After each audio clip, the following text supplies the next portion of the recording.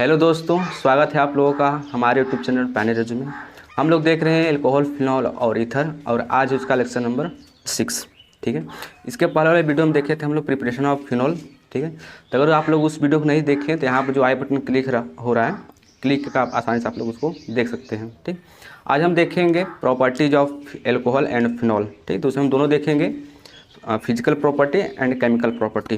ठीक, और एक इम्पॉर्टेंट बात कि इस वीडियो का जो नोट्स होगा डिस्क्रिप्शन बॉक्स में मिल जाएगा। सो जो आप लोग चाहते हैं नोट्स चाहना, तो आप लोग इस डिस्क्रिप्शन में जो लिंक दिया गया है उस पर क्लिक करके आसानी से प्राप्त कर सकते हैं। ठीक, लेकिन फिर भी हम कहेंगे कि जो नोट्स वही अच्छा होता है जो आप लोग अपने हाथ से बनाएं, है ना। लेकिन आप लोग जो आलसी व्यक्ति हैं, लोग हैं, आप लोग वहाँ से डाउनलोड कर सकते हैं। ठीक, बाकी हम प्रेफर करेंगे कि आप लोग अपना नोट्स खुद बनाएं। ठीक है, वीडियो पॉज करके। तो चलिए स्टार्ट करते हैं।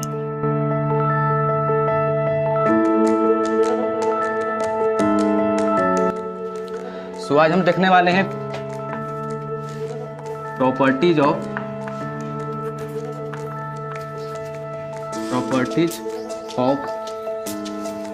Alcohol and phenols. ठीक है, properties of alcohols and phenol. तो इसमें हम दोनों देखेंगे, फिजिकल प्रॉपर्टीज, यानी इसको हिंदी में बोलते हैं भौतिक गुणधर्म, फिजिकल प्रॉपर्टीज, और सेकंड होगा हम लोगों का केमिकल प्रॉपर्टीज, हिंदी में बोलते हैं इसको रासायनिक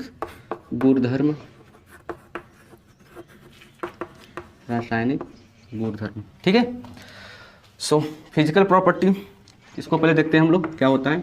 और जो इसका फिजिकल प्रॉपर्टी है एल्कोहल फिनॉल का, ये जो इसके पहला वाला चैप्टर था यानी हेलोल्केन और हेलोरिन से काफ़ी मिलता जुलता है। ठीक, सो अगर हम इसके प्रॉपर्टी की बात करें, फिजिकल प्रॉपर्टी एल्कोहल और फिनॉल का, तो सबसे पहला पॉइंट आता है हम लोगों का बॉइलिंग पॉइंट, है ना। बॉइलिंग पॉइंट, हिंदी में बोलते हैं इसको क्वथनांक। ठीक है, तो क्वथनांक क्या होता है, या एल्कोहल और फिनॉल में क्वथनांक का क्या टेंडेंसी होता है। तो जब हम क्या करते हैं, नंबर ऑफ कार्बन एटम को इंक्रीज करते हैं, तब उसका जो बॉइलिंग पॉइंट होता है वह उसके हिसाब से इंक्रीज होता चला जाता है। ठीक है, यानी हम यहाँ लिख सकते हैं कि जो बॉइलिंग पॉइंट होगा वह डायरेक्टली प्रोपोर्शनल होता है नंबर ऑफ कार्बन एटम के। ठीक है, जैसे जैसे हम कार्बन की नंबर इंक्रीज करते चले जाते हैं, बॉइलिंग पॉइंट भी उसी के टेंड में या हिसाब से इंक्रीज होता चला जाता है। ठीक है, एग्जाम्पल आप समझते हैं, जैसे मान लीजिए हम लोग के पास है CH3 CH2 OH, है ना, और दूसरा है CH3 CH2 CH2 OH, है ना। ये हम लोग का इथेनॉल है और ये प्रोपेनॉल है। अगर हम इन दोनों की बात करें तो इन दोनों में सबसे अधिक किसका बॉइलिंग पॉइंट हो जाएगा, जिसमें नंबर ऑफ कार्बन एटम ज़्यादा होंगे। तो इसमें देखिए 2 कार्बन है और इसमें कितने कार्बन है, 3 कार्बन है ना। सो क्या होगा, तो इसका जो बॉइलिंग पॉइंट होगा वह इसके कंपेयर में अधिक होगा और इसका जो बॉइलिंग पॉइंट होगा वह इसके कंपेयर में लो होगा। ठीक है, तो पहला पॉइंट ये हो गया। दूसरा पॉइंट की अगर हम लोग बात करें, दूसरे पॉइंट की अगर हम बात करें, तब दूसरा पॉइंट हम लोगों का है ब्रांचिंग, है ना, शाखा। जैसे मान लीजिए हमारे पास यहाँ पर CH3 CH2 and CH2 OH है ना, और दूसरा CH3 CH CH3 और OH, है ना। अगर हम दोनों में तुलना कंपेयर करें तो इसमें भी देखिए 3 कार्बन है और इसमें भी देखिए 3 कार्बन है। तीन दोनों की बॉइलिंग पॉइंट सेम होना चाहिए इस रूल के हिसाब से, है ना, क्योंकि दोनों में नंबर ऑफ कार्बन सेम है। लेकिन यहाँ सेम है इससे नहीं मतलब, यहाँ मतलब है ब्रांचिंग से। जहाँ जिस कार्बन में या जिस कंपाउंड में ब्रांचिंग ज़्यादा होगी उसका जो बॉइलिंग पॉइंट होता है वह कम होता है। ठीक है, यानी यहाँ ले सकते हैं एक और हम रिलेशन कि boiling point is directly proportional to 1/ब्रांचिंग। ब्रांचिंग मतलब शाखा। ठीक है, ब्रांचिंग मतलब क्या होता है, शाखा होता है। ठीक है, तो इन दोनों में सबसे अधिक किसका होगा, बॉइलिंग पॉइंट इसका होगा, है ना, और सबसे कम इसका होगा। इसमें ब्रांचिंग ज़्यादा है, ये एकदम स्ट्रेट है, ये ब्रांचिंग है ना, यहाँ पे ऐसे आ गया है ना, तो ब्रांच हो गया है। तो जहाँ ब्रांच अधिक होगा तो उसका बॉइलिंग पॉइंट कम होगा, है ना, ये रिलेशन होता है इसमें एक चीज़ के बीच में। अगर हम आगे बात करें सोलबिलिटी की, ये पहला पॉइंट था बॉइलिंग पॉइंट देख रहे थे हम लोग, है ना। दूसरा पॉइंट है हम लोगों का सोलबिलिटी,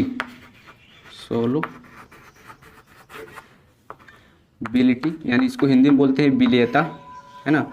तो जो एल्कोहल और फिनॉल्स होते हैं दोनों वाटर में सॉल्युबल होते हैं।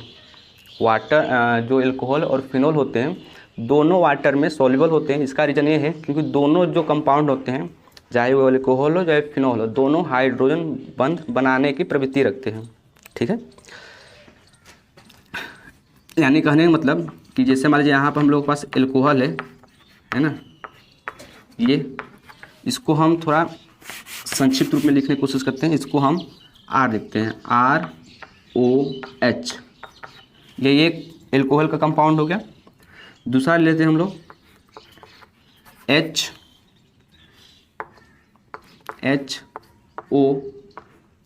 ये भी ROH एल्कोहल है ना। अगला एग्जांपल लेते हैं हम लोग, यहाँ पर करते हैं HOR, है ना। तो यहाँ आप देखिए, यहाँ ऑक्सीजन है, यहाँ हाइड्रोजन है, तो इनके बीच में क्या बन जाएगा, हाइड्रोजन बॉन्ड, ठीक है। और यहाँ पर ऑक्सीजन है, यहाँ पर हाइड्रोजन है, ये भी क्या बना देंगे आपस में, हाइड्रोजन बॉन्ड, ठीक है। हाइड्रोजन बॉन्ड कब बनता है, जब हाइड्रोजन फ्लोरीन, ऑक्सीजन और नाइट्रोजन से डायरेक्ट अटैच होता है तो वह क्या बनाता है, हाइड्रोजन बॉन्ड। इसको ऐसे याद रखते हैं फोन से, इसको फोन से याद रख सकते हैं कि जब हाइड्रोजन फोन से डायरेक्ट अटैच हो तो वह क्या बनाता है, हाइड्रोजन बंध बनाता है, ठीक है। तो यहाँ ऑक्सीजन डायरेक्ट ऑक्सीजन से कनेक्ट हुआ तो यहाँ क्या बनाएगा, हाइड्रोजन बंध। और हाइड्रोजन बंध को हम लोग डॉट डॉट लाइन से डिनोट करते हैं, ठीक है। ये हो गई हम लोगों की एल्कोहल। अगर हम लोग बात करें फिनॉल की, तो फिनॉल जैसे मान लीजिए यहाँ पर ये हो गया बेंजीन, इस पर लग गया हम लोगों का OH, ठीक है। यहाँ पर क्या लग गया हम लोगों का, OH लग गया। फिर जब दूसरा मॉलिक्यूल आएगा तो ये मान लीजिए दूसरा फिनॉल का मॉलिक्यूल है, ठीक है। यहाँ भी O रहेगा और H रहेगा, है ना। तो यहाँ भी देखिए, ये हाइड्रोजन और यहाँ पर ऑक्सीजन, ये आपस में क्या बना लेंगे, हाइड्रोजन बॉन्ड, ठीक है। तो जहाँ भी ऑक्सीजन और हाइड्रोजन मिलेगा वो क्या बना लेंगे, हाइड्रोजन बॉन्ड बना लेंगे। तो एल्कोहल में भी हाइड्रोजन बॉन्ड पाया जाता है और किस में पाया जाता है, फिनॉल में। इसी कारण जो एल्कोहल और फिनॉल्स होते हैं वो वाटर में सॉल्युबल होते हैं, ठीक है। इसका रीज़न ये है। सो यहाँ तक हम लोगों का फिजिकल प्रॉपर्टी ऑफ एल्कोहल और फिनॉल खत्म हुआ। अब हम देखेंगे केमिकल प्रॉपर्टी, है ना। जिसको भी नोट करना है आप लोग वीडियो पॉज करके या फिर स्क्रीनशॉट ले सकते हैं, ठीक है। चलिए आगे चलते हैं हम लोग। सो अभी तक हम लोग देखें physical property of alcohol and phenol. तो इसमें दो प्रॉपर्टी देखे हैं, पहला boiling point and second solubility. पहला ये बताया गया है बॉइलिंग पॉइंट में कि जैसे हम कार्बन की संख्या बढ़ाते जाते हैं ठीक उसी प्रकार बॉइलिंग पॉइंट इंक्रीज होता चला जाता है। सेकेंड पॉइंट ये बताएं कि अगर ब्रांचिंग बढ़ाते चले जाएंगे तो उसका जो बॉइलिंग पॉइंट होगा वह कम होता चला जाएगा, है ना। यानी जो बॉइलिंग पॉइंट होता है वह यूनिवर्सली प्रोपोर्शनल होता है किसके, ब्रांचिंग के, ठीक। और सेकेंड पॉइंट देखें हम लोग सॉल्युबिलिटी में। सॉल्युबिलिटी मतलब कि जो एल्कोहल और फिनॉल होते हैं दोनों हमारे वाटर में सॉल्युबल होते हैं। क्यों सॉल्युबल होते हैं, क्योंकि इसमें क्या पाए जाते हैं, हाइड्रोजन बंध पाए जाते हैं। यहाँ तक हम लोग क्लियर हो चुका है। नाउ अब हम लोग देखेंगे केमिकल प्रॉपर्टी। केमिकल प्रॉपर्टीज, है ना, रासायनिक गुणधर्म।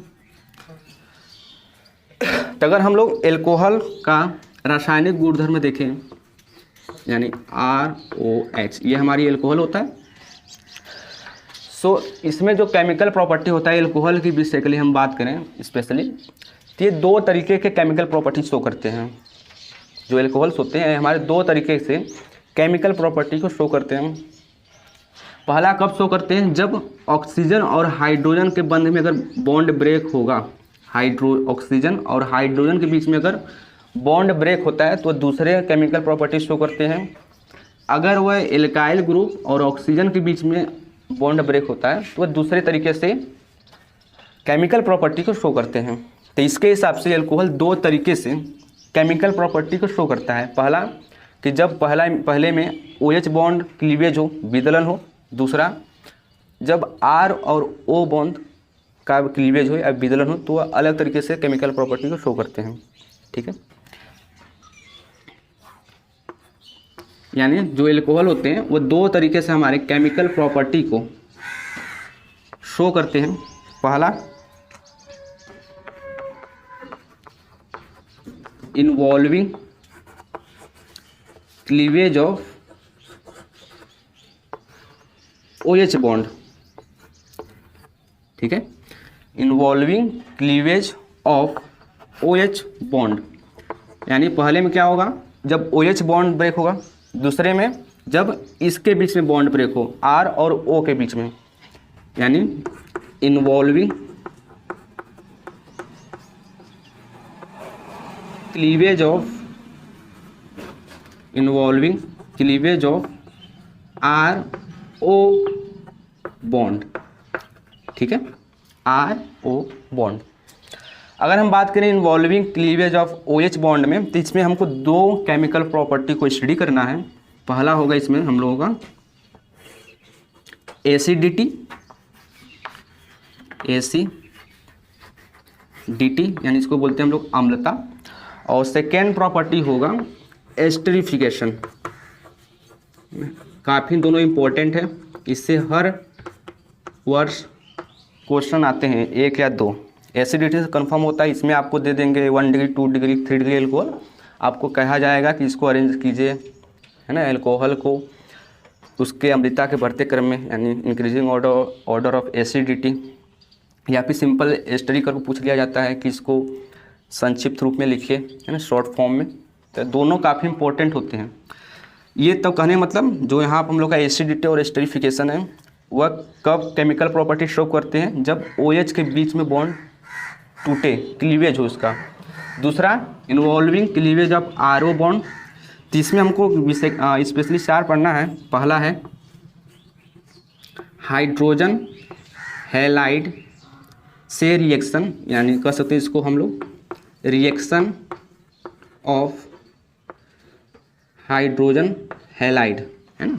हम लोग एल्कोहल के भी हम लोग X से कराएंगे, HX, यानी इसको बोलते हैं हाइड्रोजन हैलाइड। तो इसके बीच में बॉन्ड ब्रेक होता है, आगे बात करेंगे हम लोग। सेकेंड होगा हम लोगों का रिएक्शन ऑफ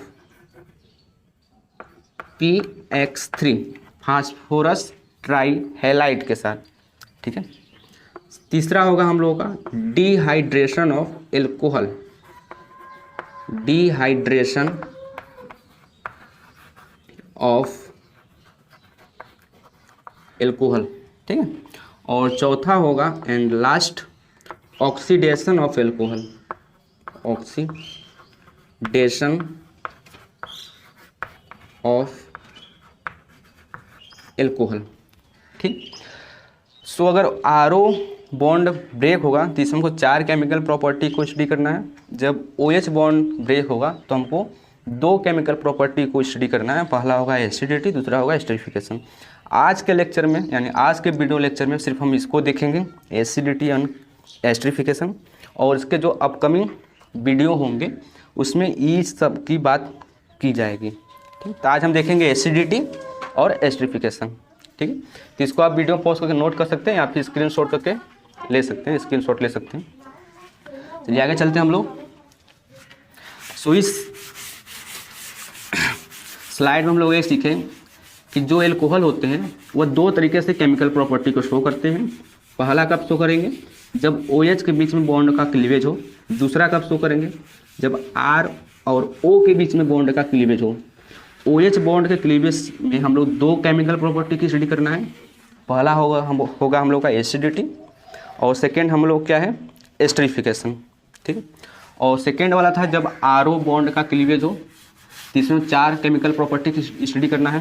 पहला होगा हम लोगों का हाइड्रोजन हैलाइड के साथ रिएक्शन, दूसरा है PX3 यानी फास्फोरस ट्राई हैलाइड के साथ रिएक्शन, और तीसरा होगा हम लोगों का डिहाइड्रेशन ऑफ एल्कोहल, और चौथा है ऑक्सीडेशन ऑफ एल्कोहल। तो जो आरो बॉन्ड का क्लीवेज होगा उसको हम अगले वीडियो में डिस्कस करेंगे। आज हम देखेंगे 2 केमिकल प्रॉपर्टी को। पहला होगा हम लोगों का एसिडिटी है ना, एसिडिटी, और दूसरा होगा हम लोगों का एस्टरिफिकेशन। ठीक है, पहला हम लोग क्या है एसिडिटी और सेकेंड होगा एस्टरिफिकेशन। ठीक, एस्टरिफिकेशन। ठीक है, तो चलिए स्टार्ट करते हैं हम लोग। पहले एसिडिटी क्या होता है। चलिए आप लोगों से हम एक सिंपल क्वेश्चन पूछते हैं कि एसिड क्या होते हैं, यानी अम्ल क्या होते हैं, है ना। सो आप लोग अपना वीडियो को पॉज कीजिए और सोचिए अम्ल क्या होते हैं। सो आप लोग अपने जूनियर क्लास में पढ़े होंगे कि अम्ल वे कंपाउंड होते हैं जो जल में घुलने पर H+ आयन को निकाले या त्यागते हैं, उसको क्या बोलते हैं, हम अम्ल बोलते हैं। ये ठीक है डेफिनेशन, लेकिन हम आपको इस वीडियो में थोड़ा अलग तरीके से सोचने की कोशिश करेंगे, सोचाने की कोशिश करेंगे आप लोगों को, है ना। और अगर आप उसको आसानी से सीख जाते हैं तो आप किसी भी क्वेश्चन को कर सकते हैं। जैसे आपको एल्कोहल दिया जाए, जैसे मान लीजिए यहाँ पर CH3 है, CH2 है, OH है ना, CH3 CH2 CH3 यहाँ पर OH कर लिया जाए, है ना, और यहाँ पर CH3 OH H2O कर दिया जाए, फिनॉल कर दिया जाए। यहाँ पर आपको कहा जाए कि इसको आप एसिडिटी के इंक्रीजिंग ऑर्डर में अरेंज कीजिए, है ना। तो अगर आप इसको समझ लेते हैं, जैसे हम समझाने की कोशिश करेंगे, तो आप इस क्वेश्चन को आसानी से कर सकते हैं। ठीक है, तो चलिए स्टार्ट करते हैं। तो एसिड क्या होते हैं, जो H+ आयन दान करें वाटर में। ठीक है, वह भी डेफिनेशन सही है। हम इसमें थोड़ा दूसरे तरीके से बताने की कोशिश करेंगे कि एसिड क्या होते हैं। एसिड क्या होता है, जैसे मान लीजिए हमारे पास एसिटिक एसिड है CH3C double bond CH3C double bond O फिर OH रहेगा, है ना। इसको जब वाटर में घोलते हैं तो ये क्या होता है, ये टूट जाता है CH3C double bond O plus H+ ion निकाल देता है अपने अंदर से, ये होता है ना। अब ये एसिड था तो ये H+ आयन निकाला, ठीक है। लेकिन जो यहाँ पर बचा, ये इसकी बात करें हम CH3COO- की, इसको बोलते हैं हम लोग कॉन्जुगेट बेस।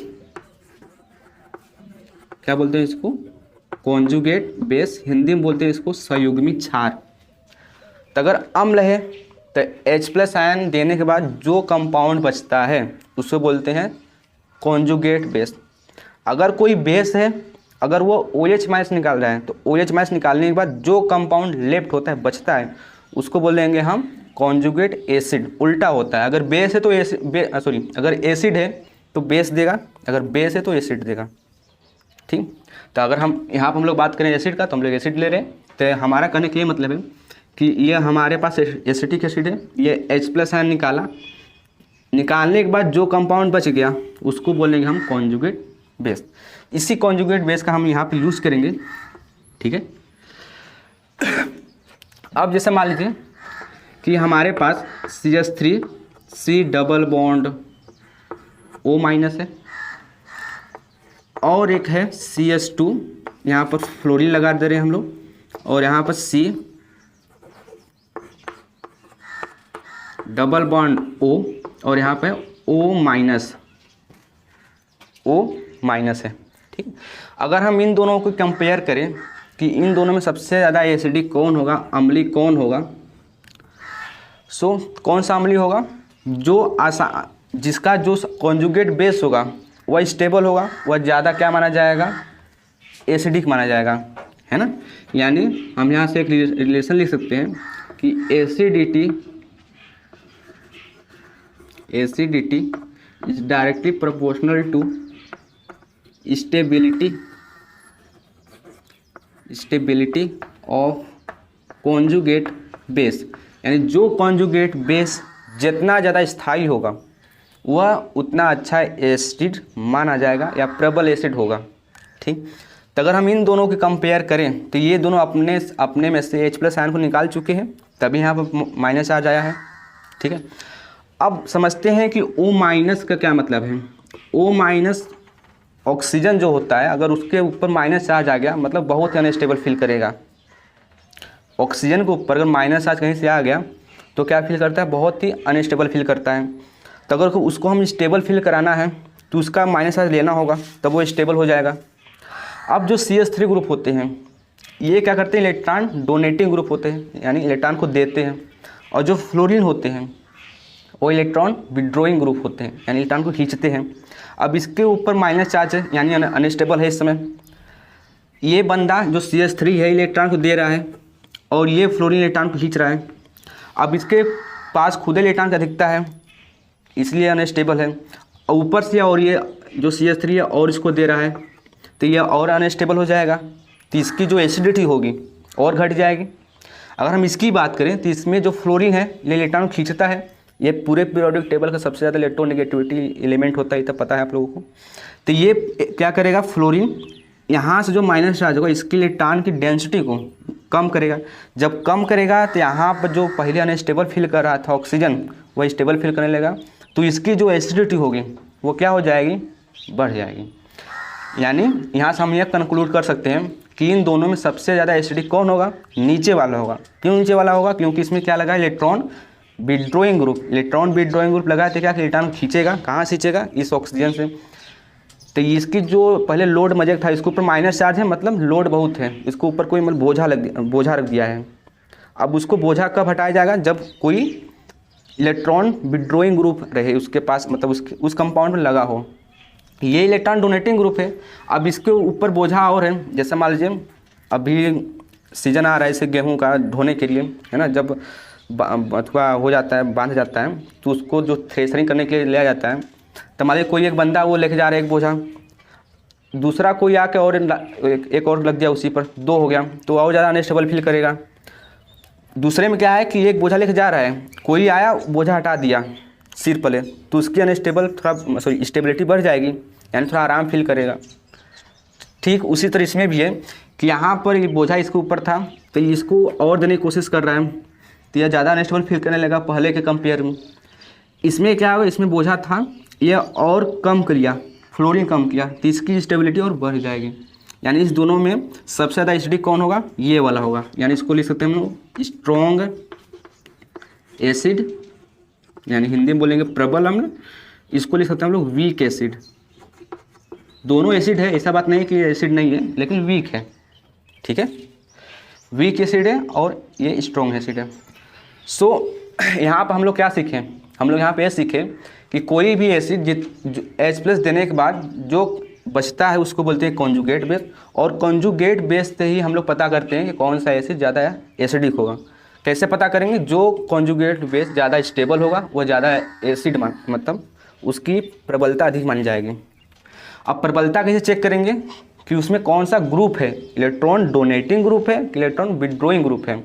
अब आपको यहाँ पता होना चाहिए कौन से इलेक्ट्रॉन डोनेटिंग ग्रुप होते हैं और कौन सा इलेक्ट्रॉन विड्रॉइंग ग्रुप होते हैं। इसका हम चर्चा अगले मतलब पिछले वीडियो में कर चुके हैं, जो हेलो एल्केन और हेलो एरिन नामक चैप्टर में। सो अगर आप लोग उस वीडियो को नहीं देखें तो यहाँ पर जो आई बटन क्लिक हो रहा है आप लोग आसानी से देख सकते हैं। ठीक है, लेकिन फिर भी एक बार हम थोड़ा सा दे देते हैं, आप लोग थोड़ा पता चल जाए। अगर हम लोग बात करें इलेक्ट्रॉन डोनेटिंग ग्रुप के पे कौन कौन से होते हैं। इलेक्ट्रॉन डोनेटिंग ग्रुप मतलब जो इलेक्ट्रॉन को दे, है ना, डोनेट करें, तो ये हमारे होते हैं जैसे हेलोजन। जितने भी हेलोजन होते हैं सब क्या होते हैं, इलेक्ट्रॉन डोनेटिंग ग्रुप होते हैं। जितने भी मिथाइल ग्रुप होते हैं, मिथाइल या फिर बोलना चाहिए हमको, जितने भी एल्काइल ग्रुप होते हैं वो भी इलेक्ट्रॉन को डोनेटिंग ग्रुप डोनेट करते हैं इलेक्ट्रॉन को। और हो गया OR, ठीक है, ये भी क्या करते हैं, इलेक्ट्रॉन को डोनेट करते हैं। अगर हम बात करें इलेक्ट्रॉन विड्रॉइंग ग्रुप की, इलेक्ट्रॉन विड्रॉइंग ग्रुप मतलब इलेक्ट्रॉन को खींचने वाले समूह की, तो जिसमें डबल बॉन्ड होगा वह क्या होते हैं हमारे इलेक्ट्रॉन विड्रॉइंग ग्रुप, जैसे NO2 है ना, COOH, CHO, ठीक है। अगर हम इसका थोड़ा फैला के लिखेंगे तो ये हो जाएगा C डबल बॉन्ड O और OH, है ना। तो यहाँ भी देखिए कार्बन और ऑक्सीजन के बीच में डबल बॉन्ड आया। CHO को देखेंगे तो यहाँ C डबल बॉन्ड O, फिर यहाँ जाएगा H। सो यहाँ भी हम लोगों का डबल बॉन्ड है, तो जहाँ भी डबल बॉन्ड होगा इससे समझ जाना है कि इलेक्ट्रॉन विथड्रॉइंग ग्रुप है, ठीक है। और अगर हैलोजन एल्काइल ग्रुप है और OR ग्रुप है तो ये क्या होते हैं, इलेक्ट्रॉन डोनेटिंग ग्रुप होते हैं। और इसमें डबल बॉन्ड होगा वह क्या होता है, इलेक्ट्रॉन को विथड्रॉ करते हैं, ठीक है। और हम यहाँ से एक रिलेशन और ले सकते हैं, इसको आप नोट कर लीजिए पहले, कि अगर किसी कंपाउंड में इलेक्ट्रॉन डोनेटिंग ग्रुप है, अगर किसी कंपाउंड में इलेक्ट्रॉन डोनेटिंग ग्रुप है तो उसकी एसिडिटी डिक्रीज हो जाती है। यानी लिख सकते हैं, यहाँ पर हम नोट लिख देते हैं, अगर किसी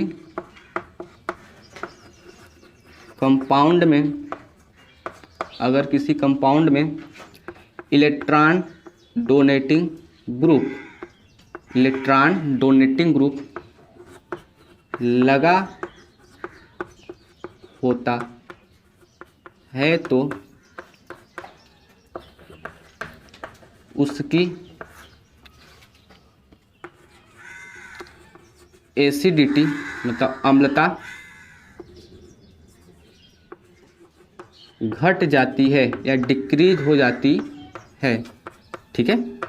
इसी को उल्टा हो जाएगा जब इलेक्ट्रॉन विथड्रॉइंग ग्रुप है। तो दूसरा लिख सकते हैं कि अगर किसी कंपाउंड में electron withdrawing group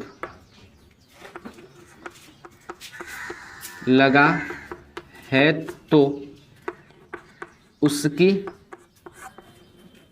acidity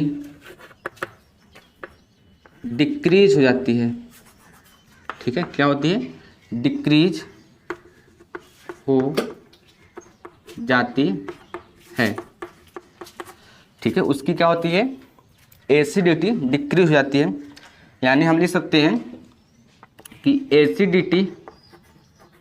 acidity directly proportional to 1/EdG। अगर किसी कंपाउंड में इलेक्ट्रॉन डोनेटिंग ग्रुप लगा है तो उसकी एसिडिटी क्या हो जाएगी, घट जाएगी, ठीक है। यानी इलेक्ट्रॉन डोनेटिंग ग्रुप को हम बढ़ाते चले जाएंगे तो एसिडिटी क्या हो जाएगी, घट जाएगी। दूसरा है कि एसिडिटी जो होता है वह डायरेक्टली प्रोपोर्शनल होता है EWG के। अगर हम उसमें इलेक्ट्रॉन विथड्रॉइंग ग्रुप की संख्या बढ़ाते चले जाएंगे तो उसकी जो एसिडिटी होगी वह भी कंटिन्यूसली इंक्रीज होती चली जाएगी।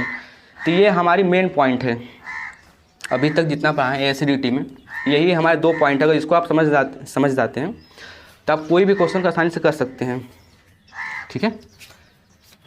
चलिए आगे चलते हैं हम लोग।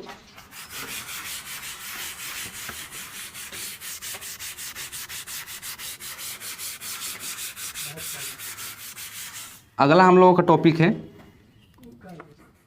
Acidity of alcohol. Acidity of alcohol, ठीक। तो एल्कोहल हमारे 3 टाइप होते हैं, 1 डिग्री, 2 डिग्री, 3 डिग्री, ठीक है। तो हम बनाते हैं सबसे पहले 1 डिग्री, तो CH3 CH2 OH। इसको जब हम घोलेंगे पानी में डालेंगे तो ये टूट जाएगा CH3 CH2 और यहाँ से O माइनस हो जाएगा और यहाँ से H प्लस बाहर निकल जाएगा। ये 1 डिग्री था। अब हम ले रहे हैं 2 डिग्री, यहाँ पे OH लगा दे रहे हैं। इसको जब हम वाटर में डालेंगे तो ब्रेक हो जाएगा CH3 CH2 सॉरी CH, यहाँ पे हो जाएगा हम लोगों का CH3 और ये होगा वो O माइनस और यहाँ से H प्लस बाहर निकल जाएंगे, ठीक है। अगला CH3 CH3 OH। इसको अगेन हम पानी में डालेंगे तो ब्रेक हो जाएगा CH3 O माइनस और यहाँ से H प्लस बाहर निकल जाएगा। सो ये हम लोगों का है 1 डिग्री एल्कोहल, ये है हम लोगों का 2 डिग्री एल्कोहल, और ये हम लोगों का है 3 डिग्री एल्कोहल। अगर हम बात करें इसकी एसिडिटी, मतलब किसका एसिडिटी अधिक होगा, यानी कहने मतलब कौन सा स्ट्रॉन्ग एसिड होगा, कौन सा वीक एसिड होगा, तो हम कैसे पहचानेंगे इसका, हम देखेंगे कॉन्जुगेट बेस। ये हमारे क्या है, कॉन्जुगेट बेस है। तो जिसका कॉन्जुगेट बेस जितना ज़्यादा स्टेबल होगा उसकी एसिडिटी अधिक होगी। ठीक है, अब समझते हैं। अब देखिए यहाँ पर लिखा हुआ है O-, है ना, यहाँ क्या लिखा है O-, मतलब इसके ऊपर ऑक्सीजन के पास बोझा है।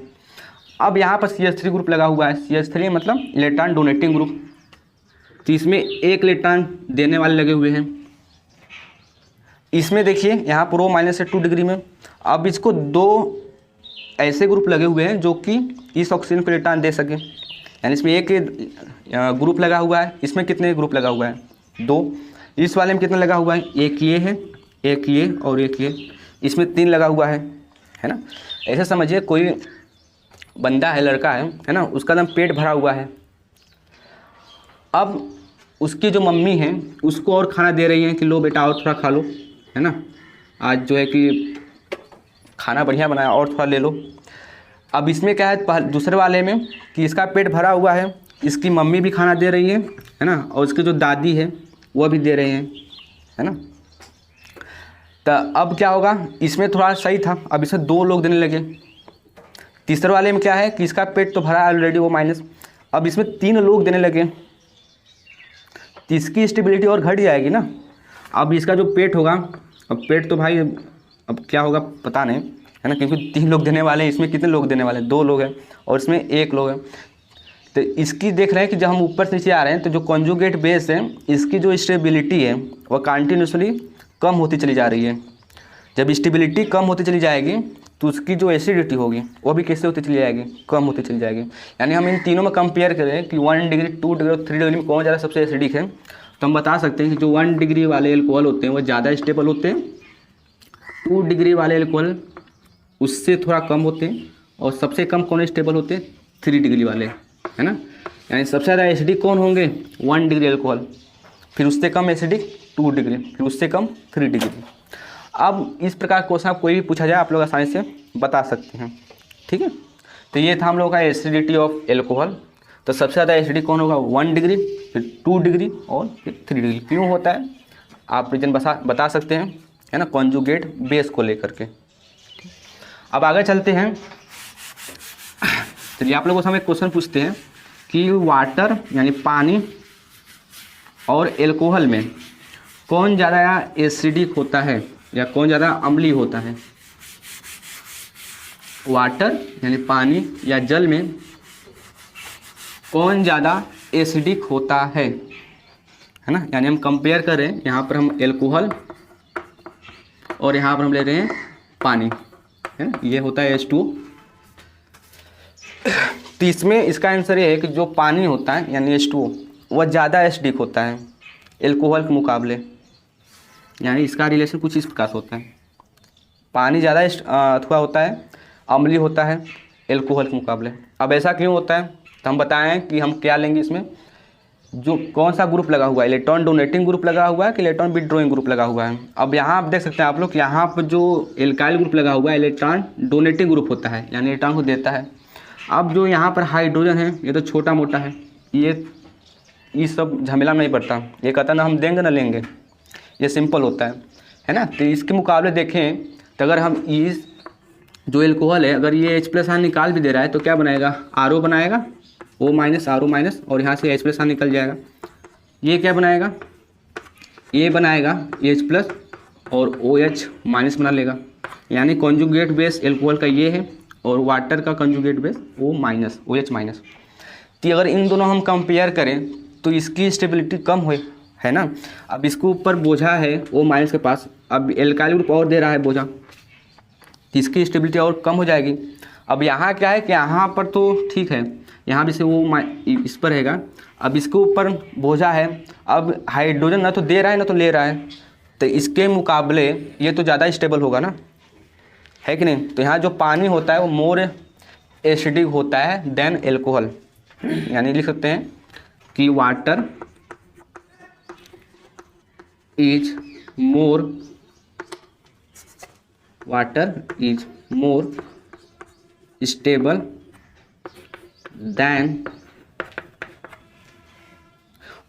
More stable then alcohol. अब ये एल्कोहल आप कोई भी ले लो, 1 डिग्री 2 डिग्री 3 डिग्री, सभी एल्कोहल में सबसे ज़्यादा एसिडिक कौन होगा? वाटर होगा। ठीक है, तो यहाँ तक हम लोग सीखें कि एल्कोहल को हम लोग कैसे पता करते हैं कि कौन सा ज़्यादा अम्लीय होगा, और साथ ही हम यहाँ भी ये भी देखें कि एल्कोहल और वाटर में कौन ज़्यादा एसिडिक होता है। अब इसी में हम आगे चलते हैं। अब हम देखेंगे एसिडिटी ऑफ फिनॉल। अभी तक हम लोग देख रहे थे एसिडिटी ऑफ एल्कोहल, अब हम देखेंगे एसिडिटी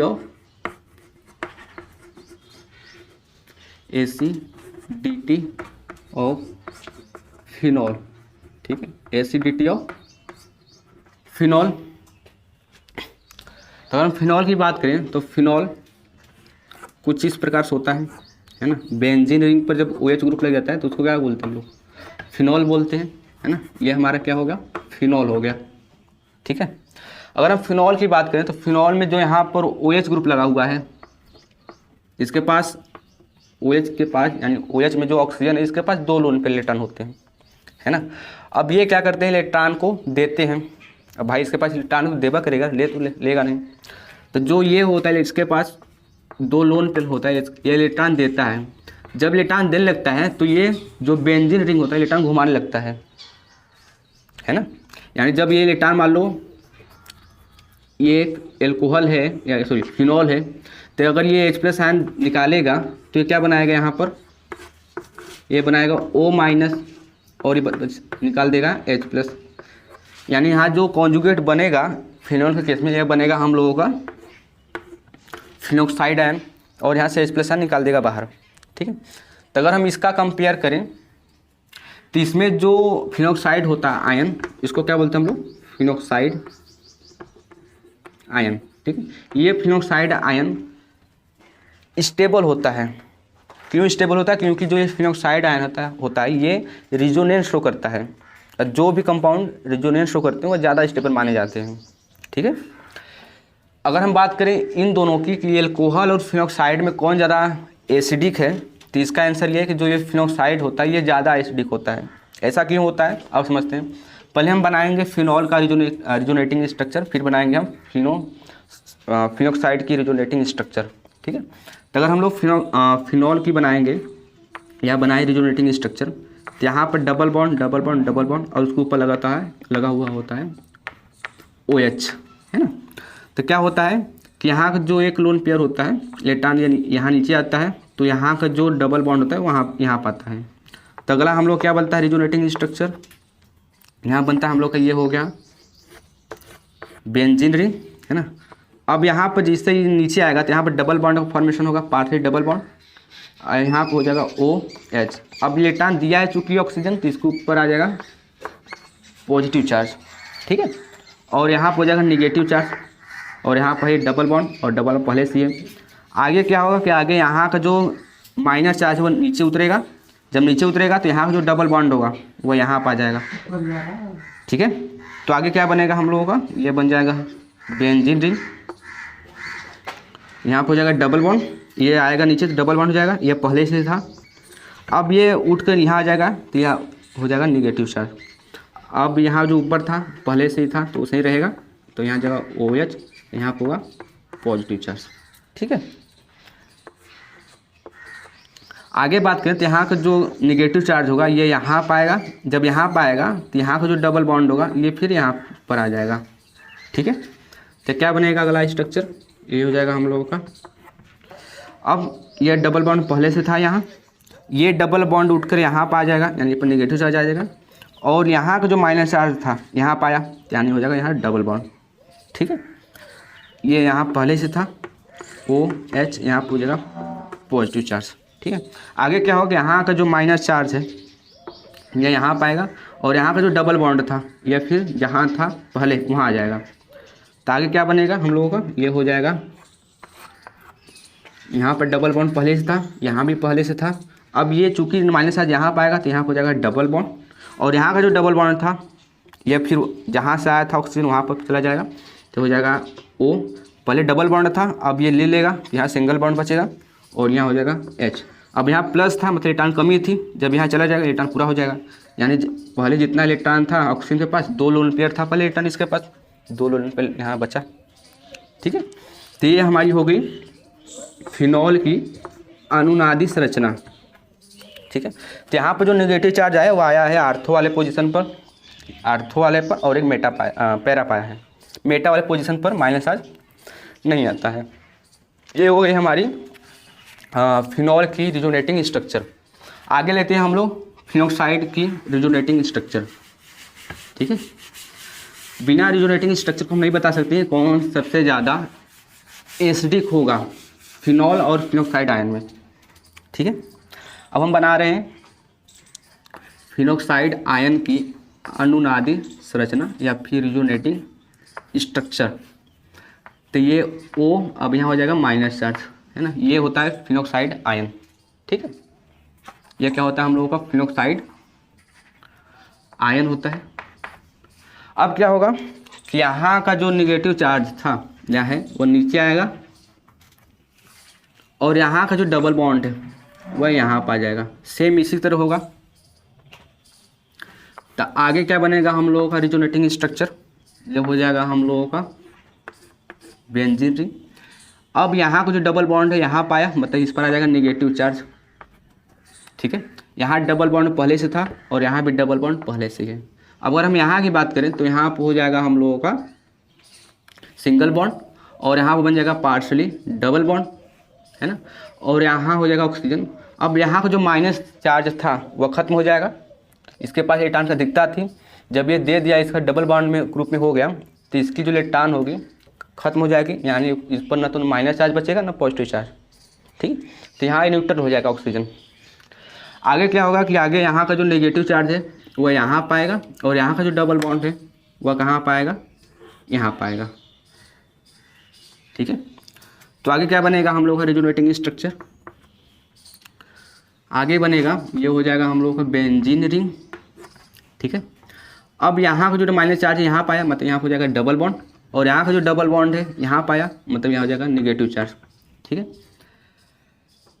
और यहाँ पर डबल बॉन्ड पहले से था और यहाँ पर डबल बॉन्ड ऑक्सीजन हो जाएगा ना, पार्शली मतलब आंशिक डबल बॉन्ड है, पूरी तरीके से डबल बॉन्ड नहीं होता है यहाँ पर।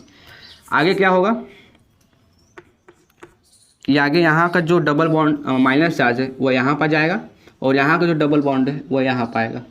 ठीक, तो आगे क्या बनेगा, यह हो जाएगा हम लोगों का बेंजीन, यहाँ पर डबल बॉन्ड, यहाँ पर डबल बॉन्ड, यहाँ पर हो जाएगा नेगेटिव चार्ज और यहाँ पर हो जाएगा पहले से था ऑक्सीजन।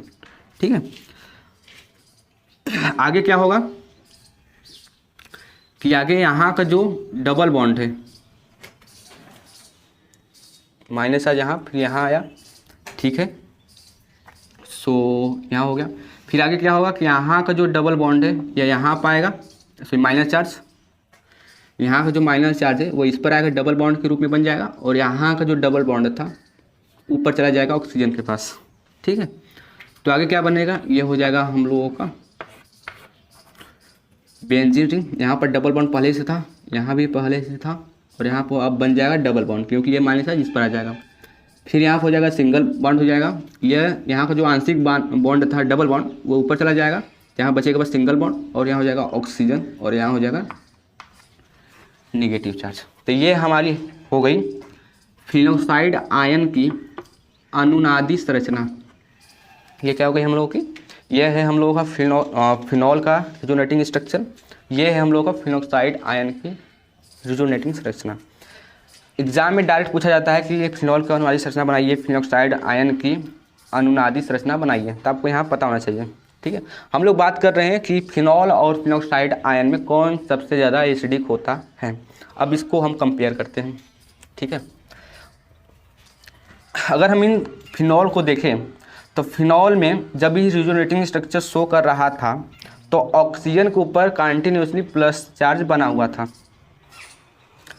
और जो माइनस चार्ज था वह आर्थो और पैरा पोजीशन पर घूम रहा था। इसमें क्या है कि इसमें जो माइनस चार्ज है वह जब गया तो इस पर ऊपर कोई भी प्लस चार्ज नहीं आया।